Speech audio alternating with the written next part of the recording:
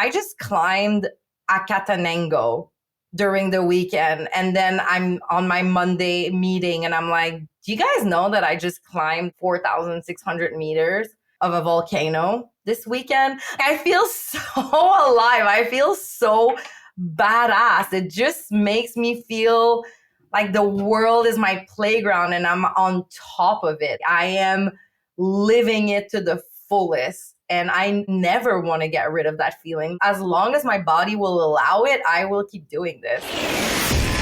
This is the Maverick Show, where you'll meet today's most interesting location-independent entrepreneurs and world travelers, and learn the strategies and tactics they use to succeed. And now, here's your host, Matt Bowles. Hey everybody, it's Matt Bowles. Welcome to the Maverick Show. This is part 2 of my interview with Ebonie Finley. If you did not yet listen to part 1, I highly recommend you go back and do that first, because it provides some really important context for this episode. If you have already listened to part 1, then please enjoy the conclusion of my interview with Ebonie Finley. Ebonie, I also want to talk a little bit about some of your other travel experiences that you have had. I think the place that I actually want to start is just in terms of your connection with the Bahamas as an adult and what that has meant to you. You talked a little bit about going back with your family as a kid and what the dynamic was like when you were younger. Now, as an adult, what is your connection like with the Bahamas and what is it like when you go there? This is a weird connection. So it feels like home, but I always go as a tourist, weirdly. I never go as like, oh, I'm going home. I still know that I'm not fully Bahamian, that I'm not fully integrated in the culture per se. However, it will always hold a really special place in my heart. Like, for example, I celebrated my 30th birthday on the sailboat of the episode 5 in the Bahamas of Nomad Generation in the middle of the sea in the Bahamas. And it was like a full circle moment for me. You know, I was with Quebecer friends on the boat in the middle of a Bahamian ocean. We're on a 33 feet tiny sailboat, surrounded by, and I kid you not, millionaires' yachts. And they have invited us to their Christmas, because I'm born December 24th, so it was also Christmas. They had invited us to their party on a dock, and we're in the middle of nowhere, and they have butlers and caviars, and it's just, and I'm just like, wow, this is part of me, but I'm also experiencing this as a traveler. And that's how it always feels for me. It's always that push-pull of, it feels like home, it feels safe, it feels native, it feels like it's part of me, but I also get the amazing opportunity to experience it as a tourist. For me, Montreal is not touristy anymore, right? Because I live here. So I don't get that pure excitement that you were talking about when you first came here and you're like, my mind was blown, right? But for me, Bahamas is that. Like, it's the only place in the world where I'm a tourist, but it's home. Like, I have my tourist eyes, but I feel safe and I know where I'm going and I have family there and I know that I'm sleeping da-da-da-da-da-da. So it's a very unique dynamic for me. And I want to keep it that way, honestly. It makes me happy to have that place in the world. What would you recommend for people that have never been to the Bahamas? They wanted to come for the first time and really experience it. What would you put people onto? I would recommend going more to the family islands or doing a boat that will take you to the more secluded islands like Bimini, Cat Island, Andros is a really cool one to visit. If you go to Nassau and if you go to Freeport, you're going to get your classic hotel feels and the very Americanized version of the Bahamas. But if you go to the other islands, there's 700 islands, you will very likely find uninhabited islands where you can spend the whole entire day there and chill. You can visit the Iguana Island. The Pig Island is really popular as well. So the family islands, I think, are the most culturally rich. And those are the ones I think that will really plunge you into the Bahamian culture. Well, I also want to ask you about one of your other favorite places in the world, Costa Rica. I know you've been a dozen times, and I would love to ask you to share a little bit about why you love Costa Rica so much and what you would put people onto, because Costa Rica also in some places is also an over-touristed destination. And I know you have experienced a lot of Costa Rica. So what do you love about it, and what would you recommend for people that would like to experience Costa Rica? What I love about it is the pura vida. I think I'm wearing my watch, right? And when I was in Costa Rica, I could literally see my heart rate had dropped. Like in Quebec, I'm always on like 75, which is like really high. And in Costa Rica, I was like on 64, 65. So right there, pura vida hits me hard. So that's a pull to Costa Rica. I love yoga. I love surfing. This is the place to go if you're looking for a yogi little kind of surf town. Santa Teresa has always been that for me. And I've just been recently, I just came back actually from Costa Rica. So I can't say that it's still like that. Unfortunately, Santa Teresa is now becoming a Tulum. Like it's changed a lot. It's very, very, very Americanized. Like it's still kept the local heritage and everything, but it's not what it used to be. Like it used to be a dirt road, inaccessible, really hard to reach. But that's what I loved, right? Because you would go there, you could eat like a $4 quesado, which is the typical meal. It's just fish, white rice, beans, and banana plantain. But I would kill for quesado. I don't know. I'm just in love with it. I'm obsessed with it. It was like $4. You could have that anywhere at a local little shop and serve for $5 a day. Not anymore, unfortunately. What I will recommend if someone is visiting Costa Rica for the first time is to stick to the West Coast near Liberia and San Jose. So Tamarindo, they call it Tamagringo, actually. But it's a cool destination. Not gonna lie, me, I don't even care that they call me a gringo. I'm like, yeah, I'm a gringo. I don't care. If you want to party, that's where you're going to go. It's very convenient. It's an hour away from the airport. You can still surf. It's just convenient and nice and easy. So Tamarindo is awesome. Then if you want more of like the jungle experience, head to Nosara. We just visited Samara. It's still kind of untouched. So I'm saying this exclusively for whoever's listening to this podcast, that Samara is still very untouched. Highly recommend. There is no nightlife though. There is no nothing. It's the pura vida. Your heart rate will go down because there's nothing to do. But I love that. I just want to surf and yoga and eat some fresh mangoes. I love that stuff and watch the sloths and the wildlife. And then, yeah, Santa Teresa is a mix between the Costa Rican culture, the nightlife, the fact that it's more convenient and touristic now, but it's still trying to keep its charm. Still highly recommend. Unfortunately, I had really bad experiences on the East Coast. I went there for the first time during this trip. And the center, you have to know that it's microclimates. Like if you're going to Monteverde and La Fortuna, amazing for the volcanoes, but it's a microclimate. It rains a lot. Nevertheless, Costa Rica has my heart because it's fresh food. It's beautiful local people. It's safety. I feel really safe as a woman and as a woman of color. It's surf, it's yoga, and it's just, yeah, pura vida. You have to go experience it. Well, speaking of feeling safe as a woman of color, I was watching some of your TikToks, and I want to put people onto your TikTok channel because it is fantastic. You have a really wide range of nomad content from all around the world and your reflections and tips on all sorts of stuff. So we're going to link that up in the show notes as well. But one of the things I was watching on your TikTok channel was you went to Medellin, Colombia, and you were interviewing other BIPOC women that were in Medellin, and you were asking them about why they chose Colombia. And that got into what I thought were some really important conversations about safety considerations, as well as other things for women of color nomads. But can you share a little bit about your experience in Colombia in particular, and then your reflections on some of those conversations? Yeah.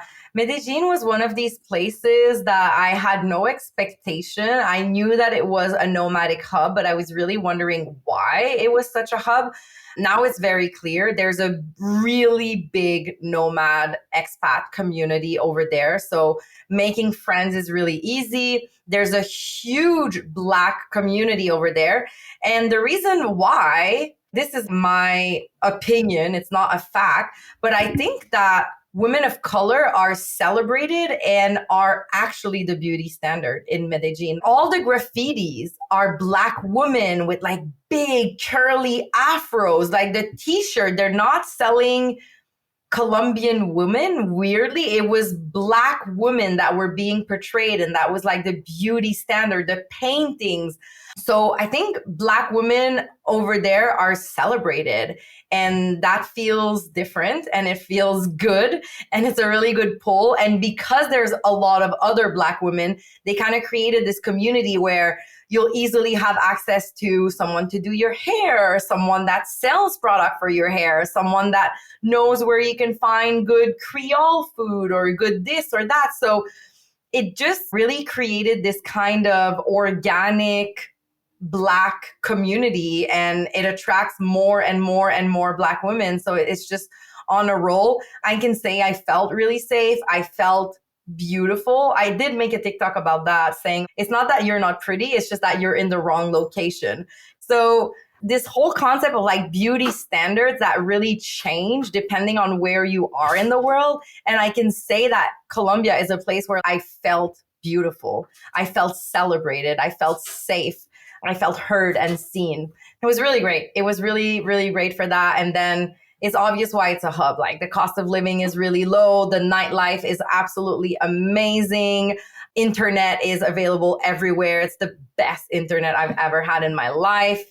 Foodies town. It's all around like really cool place to be a nomad. How has your experience been as a BIPOC digital nomad now that you have been traveling around the world since, well, you've been traveling around the world longer than you've been a digital nomad, but especially since you've become a digital nomad and started traveling so consistently and on such a long-term basis, in terms of things like navigating anti-Blackness, whether that's in the local place where you are or even within digital nomad communities and some of those types of dynamics, especially for maybe BIPOC listeners to this podcast who might be at the earlier stage or even the aspirational stage of moving into this lifestyle. Would love to hear just any of your reflections on your experiences and then tips that you may have for folks. Yeah, so I do a lot of research before going, and then I always have an exit plan. First of all, if the research is telling me that it's not safe for me to go there, I'm probably going to avoid it. But if it's per se a place I really want to go, I'm like unsure, I'm like, let me try this out for myself,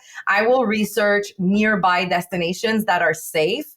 And I'm giving myself the flexibility that if it doesn't feel comfortable, I can bounce at any moment. Like I know my plane ticket is going to be like $200-$300 and I'm going to leave. So I'm not going to book a 5-week accommodation and stay there for a really long time. I'm just going to test it out. And if it's not good, I'm leaving. Luckily, the destinations that I have chosen, I have never had any issue. Actually, being Black has worked to my advantage. I'm going to be really honest with you. Most destinations, I look like a local. Like if I go in Latin America, I look Latina. If I go to Africa, I look African. If I go to Europe, I can be from anywhere. If I go to Asia, even Cambodia, Philippines, places like that, and I straighten my hair, I can almost sometimes kind of pass. So it has worked to my advantage. Ebonie, the other thing that I have got to talk to you about is finding love and partnership in the digital nomad lifestyle. And I think I want to start by asking you to tell the story of your first date with your relationship partner. Can you take us back? Because this is an amazing digital nomad story. I mean, give whatever context you want in terms of how you met and so forth. But I would love for you to tell the story of your first date, because I think it is really an epic digital nomad story. Yes, I'm going to throw a bottle in the water. If anyone from Netflix is listening to this, I think this should be a Netflix movie, okay? Because it is dope. Honestly, not just because it's my story. I think this is straight out of a movie. So let me take you back. We are in specifically March 2020. The pandemic has started. The whole world is crashing. Everyone's like, it's the end. Write your will. We might not survive this, okay? This is the context. I'm back in Canada. I just broke up a couple of months ago with my ex, living in Whistler. I traveled to Bali and all of that. I'm back in Canada now. I am in my little apartment in Montreal thinking this is how I'm going to go. So I'm scrolling on Tinder and all of a sudden I see this feature, Tinder Passport, and it's telling me that it's free. And I start looking it up on the internet, like, why is this free? And Tinder announces that this is going to be free during the pandemic to help people who are going through extreme solitude. At that time, I don't know how it was for you guys in the States, but here in Montreal, you needed a coupon to go to the grocery store. It was really intense. You were stuck in your house. So I'm going to take advantage of this. Are you kidding me? The minute the borders reopen, I'm going to start traveling again. So I'm swiping. I said earlier, I like snowboarders. I also like surfers. I'm swiping sexy surfers in Australia. I'm swiping Bali. I'm swiping Greek gods in Greece. And I'm like, let me get some Italian food also. And Hawaii. I'm all over the world loving this. Like, this is my dream. Are you kidding me? Tinder passports. Mwah, chef's kiss. Best feature out there. My boyfriend, who's not my boyfriend at the time, is also a traveler. He's also smart. He has his visa to come to Canada, but the borders are shut down because it's COVID. And he's like, let me shop in Canada before I get there. So I guess he started swiping in Canada. We think that we swiped in Whistler. He's from the UK. So remember, he's in the UK. I'm in Montreal. But I did set my location at a certain point in Whistler because I like snowboarders to check out the guys there. And I think he was also swiping in Whistler because he wanted to move on the west coast of Canada. And we matched there. And honestly, the guy had literally no picture of his face. So this is how disengaged I am with him. I do not care. Like, his profile is a surf emoji, a snowboard emoji, and a world emoji. And he's like, I like to travel. I'm like, that's good enough for me. Surf, you snowboard, and you travel. Oh yeah, and he's tall. There's also a picture of him and his friend from afar, and he's like, I'm the tall one. I'm like, I don't need to know anything more. Check, check, check. Let's go. And who cares? I'm talking to like 100 guys on Tinder at the same time. Like, thought nothing of it. But my little British boy, he was persistent. Every morning, he's like, good morning. Every night, good night. How was your day? Striking conversations with me. I start opening up. I'm bored. There's nothing to do anyways. He's asking me a lot of questions about Quebec and Canada and telling me how he wants to move here for 2 years. And I'm asking him, how's COVID in the UK?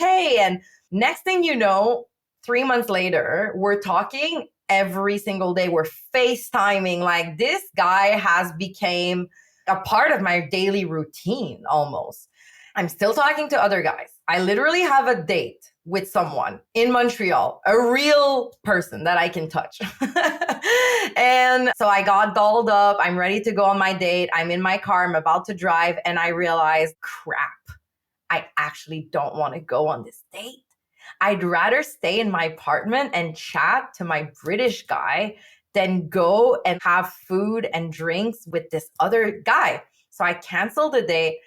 I called my British man and I'm like, listen, I just canceled a real date to stay here and talk to you and like drink my kombucha in my apartment and talk to you. And he's like, oh my God, I have stopped talking to other girls too. I didn't want to bring it up because I didn't want to look desperate or clingy. And I was like, I think it's time for us to start asking questions about where this is going. He's like, I absolutely agree. Well, let's meet up. And from that moment on, we decided that we would try to meet up, but it's still COVID. All borders are closed. And for the next 2 months, 3 months, we worked every single day at finding destinations that were open and where we could meet. And there was a window. After 3 months, we found a window in Greece. So we were jumping on this window. 48 hours later, plane ticket was booked, and I was on my way to Greece. My mom for sure thought I was going to die, like get kidnapped. His parents thought he was getting catfish. Everyone thought we were crazy, but we didn't care. We really wanted to go on with this. My plane ticket was quite expensive. His was like 50 quid. So I was like, perfect. You're saying you're a digital nomad. You're saying you're a traveler. I want to make sure this is true, because I've left every single ex in my life because of traveling. So you are going to prove to me that you are actually a really good traveler and that traveling is an integral part of your lifestyle, because it is of mine, and we will not ever work if we can't travel well together. I gave full responsibility to this dude. I was like, I am not checking a single hotel. I'm not looking at any activities. I'm not doing anything. You are in charge of everything. And he completely blew my mind. I fell in love with him before even meeting him. He 10 out of 10. If any guy is listening to this, take notes. Okay. Because you've heard earlier that I was on the Amazing Race Canada. He organized a virtual scavenger hunt in Athens for me virtually, because I landed there 10 hours before him to keep me entertained. That was amazing. Like, I don't know how he did it, but he figured out a way that he would give me clues to the next place. And my Uber driver was all in on this. And it was so entertaining, so fun. And I visited Athens like that before he arrived. Then when I arrived to the hotel room, it's a movie scene. I open the door and the receptionist is like, Ebonie, hello. Mwah, mwah. And I'm like, what is going on? And she's just, oh, Jamie told me everything. I know everything. We've been talking. I know the whole story. I chose your room, petals, rose petals on the bed. Like, she knew everything. He had been talking to this girl, organizing everything. I had a handwritten note by her, told by him, waiting for me on the bed with rose petals and a bottle of wine. And it was just absolutely amazing. And she's just like, whenever you're ready, supper is paid for you on the rooftop. You get a sunset view of the Acropolis waiting for your date. Are you kidding me? I called all my girlfriends. I was like, I am marrying this guy. This guy is mine. Girls, he's off the market. Like, this guy is mine. And he orchestrated that trip like a freaking pro. It was the perfect amount of travel time and downtime. We got to see everything. Every single hotel was pristine, well chosen, perfect location, a true gentleman. Wow, fell in love. It was amazing. And now we've been together for 4 years. See, this is why I wanted you to tell the nomad love story. I mean, this is the love story that so many people are looking for. So following that first date, can you share a little bit now, looking back on 4 years of an itinerant nomadic relationship of world travel, what are some of your reflections and maybe tips on maintaining a long-term nomadic relationship in a way that is joyful and fulfilling and all of those things? Honestly, independence is key. Dating a nomad is, I think, difficult in the sense that I have travel plans. He has travel plans. I have dreams. He has dreams. It's impossible to think that our worlds are always perfectly going to collide and always perfectly going to align together. So we've just promised that we would give each other that space and that freedom and that independence to, yes, we're traveling the world together and there's ups and downs and it's absolutely amazing. And sometimes it's an absolute shit show, but we also are giving ourselves the right to not always be together and to not always travel together. For example, he's going home for the next month and he's going to go to Spain and he's going to go to the UK and I'm not going. And that's totally okay. And I want to do a surf trip with my girls and I actually don't want him to come. And like, that's totally okay as well. So I was traveling before him. He was traveling before me. We both acknowledge that. We both really respect each other's independence and being best friends. What I've realized on that trip in Greece was that Jamie, he became my best friend before he ever became my lover or my travel partner or my life partner. Even I say today, I've now sponsored him. We're talking about getting engaged and like we're really far, in our love story now. But it's all about being friends because traveling is not always pink and roses and butterflies. And it's all about making decisions sometimes and being in unsafe places sometimes and losing a shit ton of money and like everything that can go wrong sometimes will go wrong. And it makes it so much easier when you're with your friend versus like you're just with a travel partner. So we're friends first, lovers second. And that balance helps us really maintain, I think, a healthy lifestyle and a healthy amount of travel. We understand that we need downtime. We understand that we can't always be together 24/7. And yeah, we support each other in that way. So awesome. Well, I also want to talk to you about your remote job working for SafetyWing.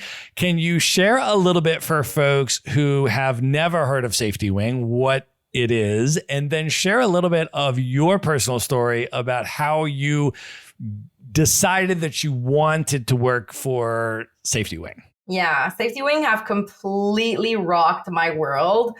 So it is a insurance company. We also have really big goals. We're trying to build the first country on the internet and a global safety net for remote workers, digital nomads, and travelers, expats. We believe in equality for everyone, and those values are really seen throughout the company. SafetyWing is also the first job where I am fully encouraged to be my authentic self. And I really don't mean that lightly. Honestly, now that I work for SafetyWing, I can say this out loud, but I've lied to a lot of employers about being a nomad. I've almost never added my coworkers on any of my social media. I would always have a blurred background. I would be like, yeah, I'm just remote, but really I'd be in Mexico or Costa Rica or Nicaragua.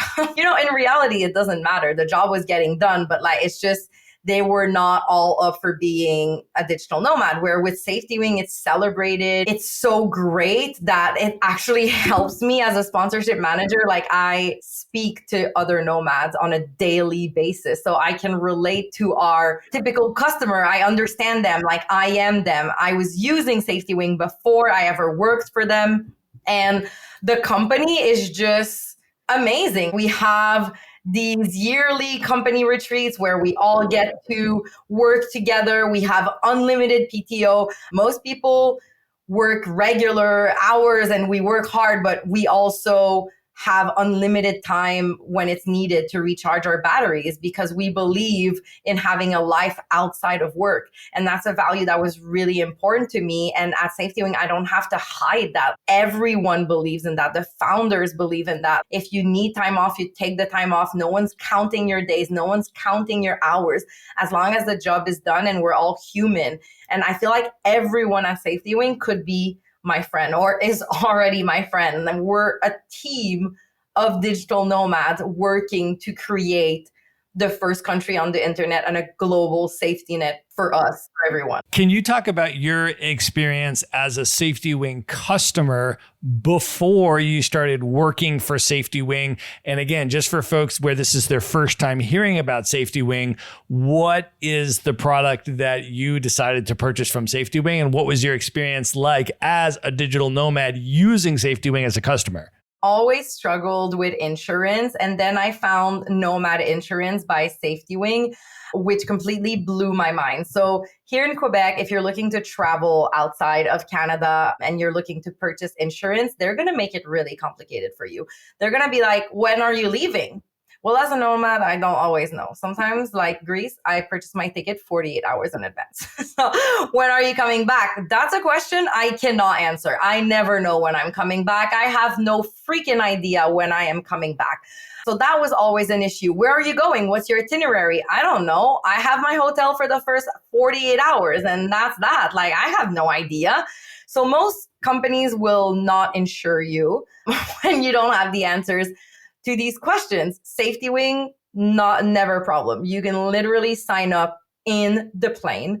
You do not have to answer any questions about your itinerary unless you're going to a country that's in war. You are covered. You have the peace of mind that you are going to be covered. It's a pay-as-you-go subscription model, meaning it's kind of like Netflix. I'm traveling, I'm using it, I'm paying, I'm coming home, I unsubscribe, I stop paying, I don't pay $1 more. The end. Like, that is so convenient. The customer service was amazing. Before working there, this was one of the main selling points for me because I want to talk to a human. Yes, we're all birds, okay? If you go on our website and you check SafetyWing, we're all birds. And that is for like the values of freedom and flying free and everything that has to do with freedom and building a global safety nest and like all of that. But you will talk to a human, which is so important. Like, I want to ask my questions to someone, not a robot. And the response time has always been under a minute. They will answer any questions that you will have. As a surfer, as a snowboarder, super hard to insure. Those are covered in like our basic packages, which to me was another issue. Every other insurance company is always, oh, but I'm going on a surf trip. Sorry. No. That's considered an extreme sport. Are you kidding me? So that's in our basic package. I love that. And then you have the add-ons, which are also a game changer for me. As a digital nomad, I travel with my laptop, my camera, so much gear, so much valuables. I can have that insured if I lose it, if it gets stolen or anything like that. So that's also been such a good peace of mind knowing that if my laptop gets stolen, SafetyWing is going to reimburse me, like no questions asked.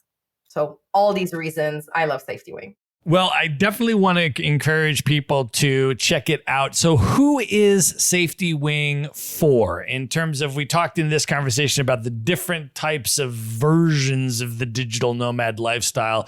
Who is SafetyWing for? And give us a little sense of what it covers and who should be looking into it specifically. It is for anyone that is planning to do a trip leaving their home country. However, our core customers are definitely digital nomads, long-term travelers, and expats. The Nomad insurance policy is geared more towards digital nomads and long-term travelers.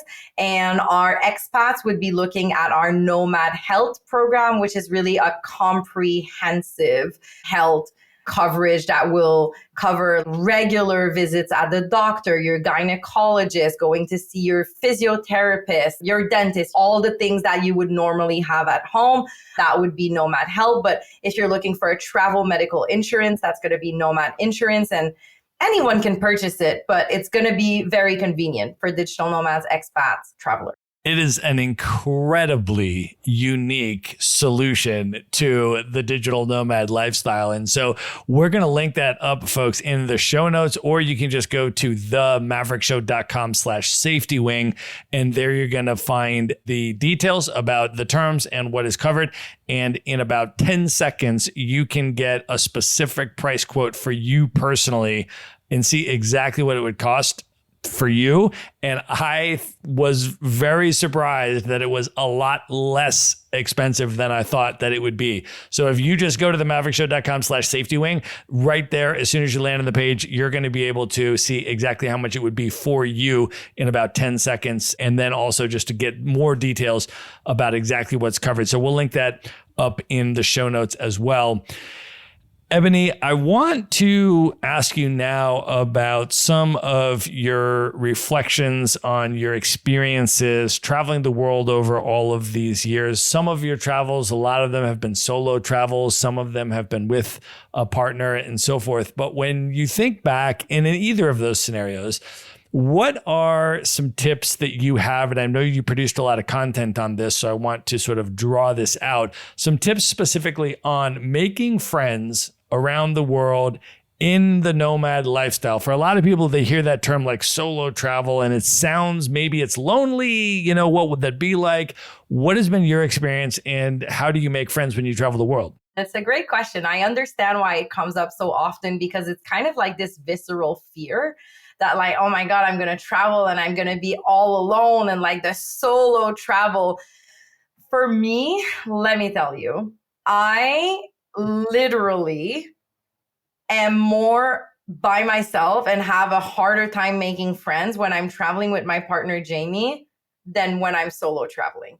I cannot find time for myself. When I am solo traveling, I literally almost always end up having or making too many friends. And then I'm like, damn, I brought a book and I can't even find 5 minutes to read it. That's how intense it is. So I think as a girl, we really have to step away from that fear because if you're a solo female traveler, every other solo female traveler is going to want to be your friend because they're also solo female traveler. So that whole entire community of solo female travelers is going to want to talk to you. I've noticed with years when I was first started doing this, I would go to the hostel, I would sit at a bar, order a drink, look who looks like they're also on a solo traveling journey and then ask them where they're from. And then from that, honestly, really hard not to become friends or at least spend the evening together. So if you start with hostels, it's going to be really, really hard not to meet other people. So I would always start there. Obviously, if you're going in like this 5-star hotel in your room on your own, it's going to be harder, but you can still book group tours, things like that. That's also another way where I would always make friends, but I would always start there. And then the Facebook groups are popping. That's probably the easiest way. For example, Medellin, it was a WhatsApp chat. And literally the first day that I arrived there, I was like, hey, I'm looking to interview people. Like I'm traveling.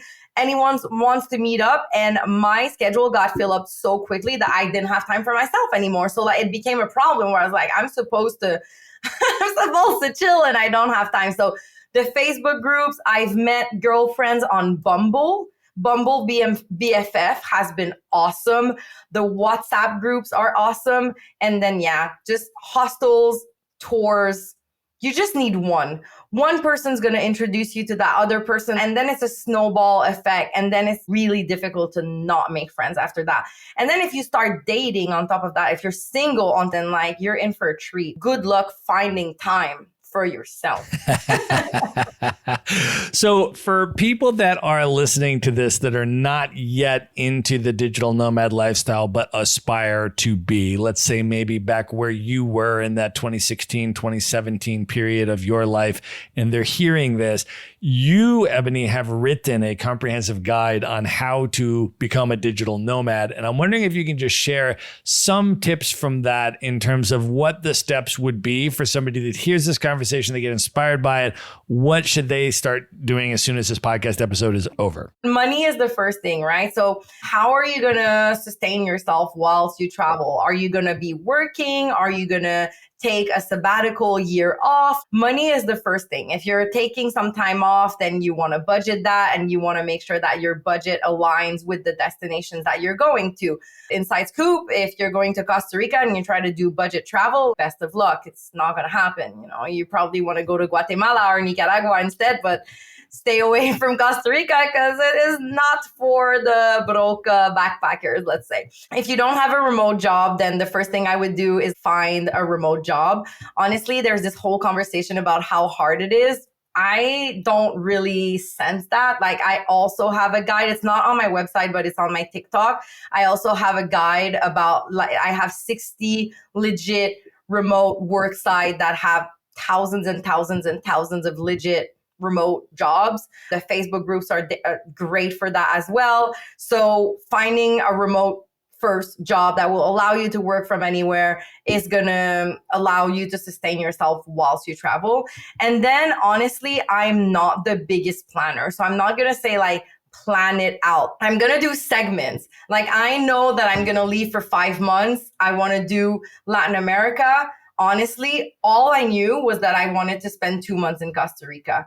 Everything else was a sheer surprise. I had no idea I was going to go to Guatemala, no idea I was going to go to Panama, no idea whatsoever. And I like to have that flexibility. I like to leave space for the unexpected. But yeah, I would just find a remote job and then plan ahead. If you have a house, you have to rent it. I own a house. I always figure out a way to rent my home. I book my accommodation for the first week and then I'm gone. And Ebonie, can you share now that you've been in this lifestyle for so long, how do you design your lifestyle today? What are some of the most important pillars for sustaining this lifestyle over the long term in a way that continues to be exciting and joyful? Honestly, buying a house for me has been that balance. I think that a lot of people glamorize traveling full time and the digital nomad lifestyle. For me, at least, the truth is that it's exhausting. You're always planning the next place you're going to go to. You're always making sure the internet is reliable. What am I going to do with my weekend? I mean, this is personal. I can speak for myself, but if I'm in Guatemala for only a month and I'm working on top of that, that means I only have maybe 8 to 10 days to myself, right? Where I'm not working, that I can really explore. I want to make the most out of them. Like, I don't want to miss anything. Chances are I might not come back to Guatemala because the world is a huge place and I want to see all of it. So I really spend a lot of time once I'm in a destination planning what I'm going to do with my weekends and like making sure that I don't miss anything. And that's really tiring. That's really exhausting when you're trying to do city to city to city in a destination, the travel time, the everything, like getting a wrong Airbnb, a wrong hotel, getting sick, all that stuff that happens. So what me and my partner have found is that traveling 6 to 8 months out of the year is what works best for us. Having a base is really important. Having a place where we can recharge our batteries, where we can have our stuff, like not have my stuff scattered at my mom and my best friend's house and some of my brothers, and like having a place where it's like, this is actually all of my stuff. It smells like me. That was really important, like my bed, and giving ourselves times where we're actually not actively seeking to travel, where we're just actually focused on doing nothing. Honestly, we're just home.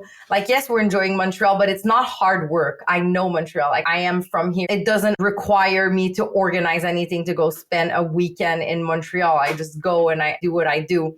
So it's different for everyone. I understand there's people that always want to be on the go. I understand there's people that love to come and go and come and go and come and go and come and go. But because I own a house and I need to rent my house, it's so much work to like find a good renter, turn the house upside down. Like we're putting away all our personal belongings and this and that. It's just worth it for us to leave for a long period of time, take it all in, burn ourselves out, and then we come home, we crash, we recharge, and then we do it all over again. That's been our formula. When you think back about all of the travels that you've done over your life now, all the different places you've been and the people you've met and these experiences, many of which you've documented, some of which you haven't, how has all of that travel impacted you as a person? I think traveling is the school of life. It has also led me to think independently more for myself and accept that I am different and there's nothing wrong with that. Personally, my family still doesn't quite understand my lifestyle. There is a lot of people around me that still ask me, when are you going to find a real job? I have an awesome job. Or like, when are you going to settle down? And no, this is my lifestyle forever. So it's really led me to not care so much about other people's opinion, think for myself. This is my life. I'm living it. So I get to choose what I want to do with it and really not care about society's judgment. And yeah, just be more critical and independent in what I stand for, what I believe in, why I believe in those things, and that it's okay if it's different from the masses. I also acknowledge how privileged I am as a traveler. Honestly, it always puts things back in perspective. In Guatemala, we were living in a beautiful apartment next to people who were literally living in trash. I'm going to do a YouTube about it. It's not out yet or anything, but they were living in, it was trash that was like built into a home. So it just puts things in perspective, how small sometimes our problems are and our first world problems, and how privileged and lucky we are to be able to experience this and do this. I really try to travel more responsibly and always try to encourage local and be aware that I am part of the gentrification problem. I don't have any specific solutions other than encouraging local, but I'm still aware of it and I'm really trying to learn more about that. And yeah, I think it just made me a more open-minded, grateful, happy, and free person. There's a lot of people that get into the nomad lifestyle. They do it for a couple of years. They have a bunch of rich growth experiences and learn about the world. And then they end up back in a much more traditional sedentary lifestyle and get back on that track. For you at this point in your life, why are you still so passionate about traveling the world? What does travel mean to you today? It makes me feel alive, honestly. That's when I feel the closest to my core and my essence. That's when I feel free and I am living my absolute best life. When I'm traveling, I feel like I'm thriving. I feel like I'm not just surviving or merely surviving, doing the grocery and the dishes and like cleaning and the pots. And oh my God, this weekend I'm receiving my mom and then I'm thriving. I just climbed Acatenango during the weekend. And then I'm on my Monday meeting and I'm like, do you guys know that I just climbed 4,600 meters of a volcano this weekend? I feel so alive. I feel so badass. It just makes me feel like the world is my playground and I'm on top of it. I am living it to the fullest. And I never want to get rid of that feeling. As long as my body will allow it, I will keep doing this. Ebonie, I think that is the perfect place to end the main portion of this interview. And at this point, are you ready to move in to the lightning round? Woohoo! I'm ready. Bring it. Let's do it. The lightning round. All right. What is one book that you would recommend that people should read? You Are a Badass from Jensen Sero completely changed my life. You have to read it. However, I've just read The Mountain Is You, but that one is also really good. So can I have two books? You can have two books. We'll put them both in the show notes. Perfect. All right, Ebonie, what is one travel hack that you use that you can recommend to people? I purchased all of my plane tickets on Air Canada because the 24-hour refund is really easy. And when they ask for an exit ticket, I just use Air Canada and I always get refunded 24 hours after because I don't have a return date. All right, Ebonie, who is one person currently alive today that you've never met that you'd most love to have dinner with, just you and that person for an evening of dinner and conversation? Oprah Winfrey. I think she's absolutely amazing, inspiring. Oh my God, I want to interview her. Yes, Oprah all the way. My girl. All right, knowing everything that you know now, if you could go back in time and give one piece of advice to your 18-year-old self, what would you say to 18-year-old Ebonie? Plan for your retirement, save money, and life is not that serious. Loosen up. All right. Of all the places that you have now traveled, what are 3 of your favorite destinations you would most recommend other people should definitely check out? Cape Town, South Africa. I'm still going to go with Santa Teresa in Costa Rica and Maui in Hawaii. Ebonie, what are your top 3 bucket list destinations? These are places you have not yet been, highest on your list you'd most love to see. Japan, cannot wait. New Zealand and Philippines. Amazing. All right, Ebonie, I want you to let folks know at this point how they can find you, follow you on social media, watch your amazing content. How would you like people to come into your world? So TikTok is my favorite platform right now. I'm abusing it. I love it. So they can find me at Eb Finley Travels. I am going to launch my YouTube channel soon. It's the Nomad Generation. That is also my website, thenomadgeneration.com. All right. We are going to link all of that up in one place in the show notes. Just go to themaverickshow.com. Go to the show notes for this episode. There you're going to find links of all the ways to find and follow Ebonie, as well as links to where you can watch her series, Nomad Generation, where you can watch her film, Night Riders, which I highly recommend, and how you can learn more about SafetyWing and see if that's right for you and exactly how much it would cost. You can also just go to themaverickshow.com/SafetyWing and find it there, but we're also going to put it in the show notes. Ebonie, this was amazing. Thank you so much for coming on the show. Thank you for having me. This was so lovely. I didn't finish my kombucha. We were like talking too much and having too much fun, but it was awesome. Thank you. All right. Good night, everybody.